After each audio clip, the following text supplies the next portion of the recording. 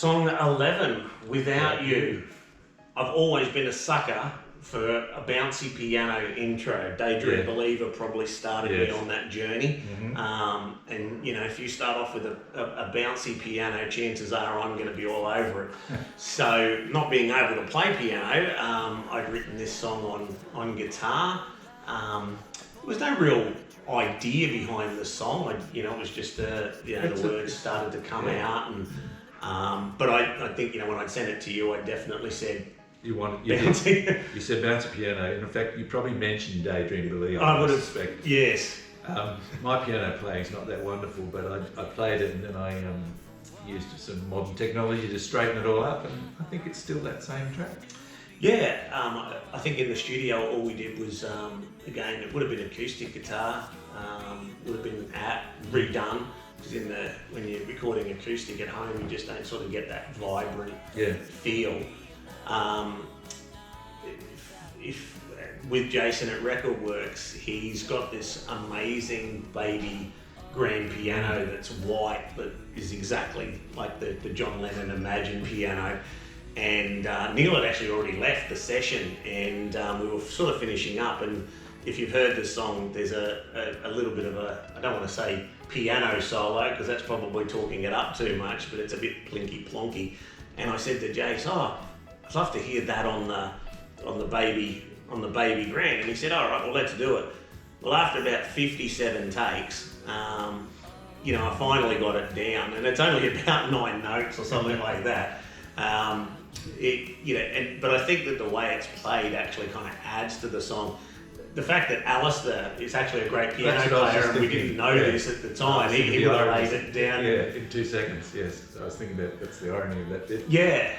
But we wanted this one at the end of the record too, because there's, some of the tracks towards the end of the album, there's a little bit of a change, I suppose. Some of them are a little bit darker, and we wanted to kind of keep that happy, feel there. It probably is more in line with, probably the first half of the album. It does. It certainly fits in.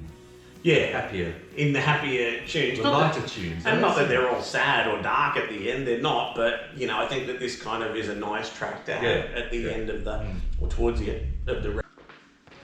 So the last song rounding out the album is a track called Swamp Girl, which I'm sure will be polarising for a few people. It's quite different to, I guess, what people think we are. It's an old song too. It goes back to a time I was playing in a band called the Psychotic Iguanas. Neil later joined. I was playing bass in the band at the time, and we were just jamming in the rehearsal studio, and I came up with the riff, and the singer, a guy called Peter Mills, he started kind of riffing around the words, the swamp girl, down on the Cajun, using all of the classic swamp cliches, Cajun and Everglades, and every time I listen to the words, I go, where's the whiskey? Oh, there's the whiskey. There's the whiskey. Yeah. So he had some cool ideas in there. Yeah. I wrote the chorus while we were jamming as well, because I wanted it to be a little bit different, to get away from that standard riff, and then Neil, when Neil joined the band, he took over on bass, and I moved to guitar, and we were already playing it at that stage, really. So, I'm thinking it was probably around 86-ish, 87. Yeah, it's not around that. So we had a rough version of it, but not even demo. I think it was from a live. It was a live. So, I took that to the studio, and Jason programmed a drum loop. And it took him a long time to get the riff down, because a lot of people listen to it and think it's LaGrange, or it's got that LaGrange feel. Well, LaGrange is a pretty easy song to play, and Swamp Girl has a lot of notes in it, so it's quite difficult to play on guitar. But he nailed it. And again, Hayden Andrews from Cheap Fakes, it was the song that I did want him to sing, because Alistair's got such a beautiful voice. This song needed something a bit different. So I was at the studio with Jason one night, can't remember, we might have been fixing a mix or something like that, and Hayden sent through this demo. I was there as well. That's right, yeah. And he said, oh, here's the demo. And Jason said, that's not a demo, that's the final take, because he nailed it. It literally sounded like, Hawkins from The Darkness had a love child with Randy Savage, the wrestler. And it was just an incredible version. And he'd done a normal vocal, and then he'd done this high vocal over the top, and just sat so beautifully. And it really kind of added an extra level to the vocals. It really did. It's almost a little bit Rob Zombie in some ways. But it's a very different song for us. It's considerably heavier than what we would normally do. But it's probably been a part of what Neil and I have done for forever. So we certainly wanted it on the record. We could have written or put on the record 12 Jangle Pop songs, but we've always wanted to just write songs and let the song decide what it is. Yeah, rather than go, well, let's make this sound like this. Jason did the solo and it was fantastic. I know we spent a lot of time with him with his Les Paul up against the speakers trying to get the feedback right for the beginning. But I think he just smashed that solo. It's so well done. It is, yeah. And one of the things I used to like about the old Beatles songs is they always used to go out with like a big raucous rock and roll song. So you got Twist and Shout on the first album, and Please Mr. Postman, the sort of songs that kind of leave you raw, but vibrant enough you go, I just want to go back and listen to the record again. And so that's why Swamp Thing, it wouldn't have fit probably anywhere else on the album other than... No, it has to be the last song. It has to be the last song, no question to it. You spent after that, I think. But we were just so lucky to be able to get someone of Hayden's ability to come on board and do such a good interpretation. And I think across the whole record, Alistair's got one of the most fantastic voices. If you've not listened to Speedstar, I urge you to go and listen to them because they're an incredible band, and a lot of that is because of Alistair's vocals. Cassie Marie as well, her vocals are fantastic, and she just fitted in so well to what we're doing. And even, Jason as the producer, these things, take a family to put together. And I think that, that's why this record has come out the way it has. I think we were lucky with, the three vocalists we got, and we were extra lucky picking up Jason. Yeah, look, it couldn't have sounded like it did. And, over the last kind of month or so, the other not inspiration, but the other band that I look to, and I think there's a similarity, is the Gorillaz, where you've got Jamie Hewlett, who's this like artistic person who doesn't create, doesn't do the music. But for us, that's Carol. Carol's given us, things like the logo, the videos. She's given us this whole look that's been so incredibly professional. That you and I certainly wouldn't have come up with, and her passion and pep talks and a few iPhone photos for us. Some photos that she's done for us.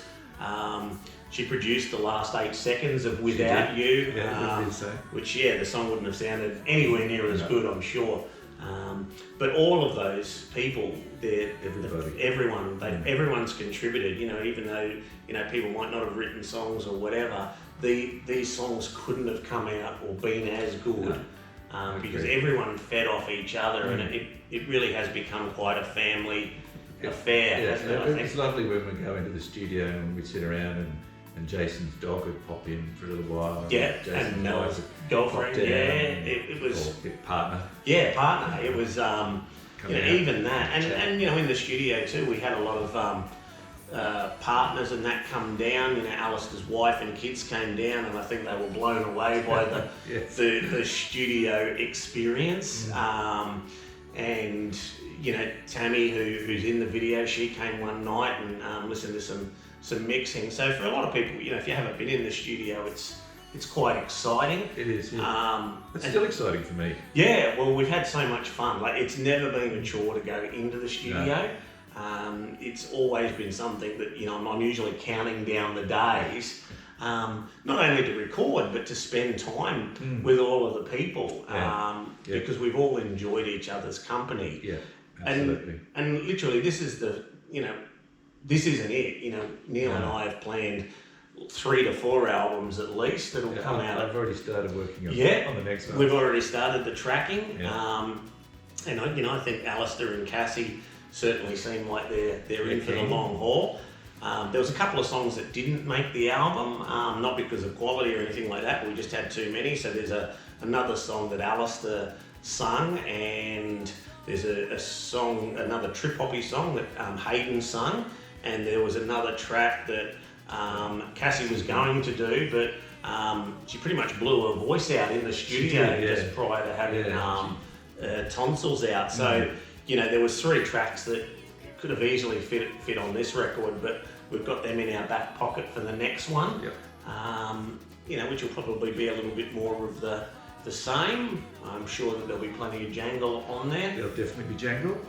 There'll be a bit of trip hop. There will be. We probably need another song. We probably do. I'm pretty sure we've got another big heavy rock song that we can finish off the record, unless everybody who listens to it says, please don't do another song like that on the record. then we won't. I never want to hear that again. No, I never want to hear that again. So, do you sell an 11-track version of the album? Yeah, probably.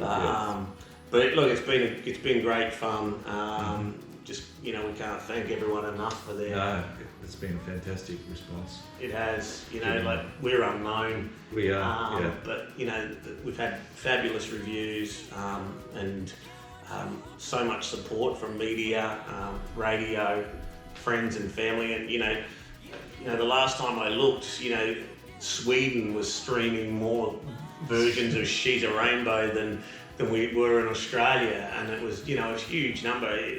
To think that a song that you write, one day is being listened to by someone around the world. Yeah, it's amazing. It's pretty incredible. So we thank you. Hope that this has been interesting for you guys. By the time you see the last of it, the album should be out the next day. So we look forward to hearing all your thoughts.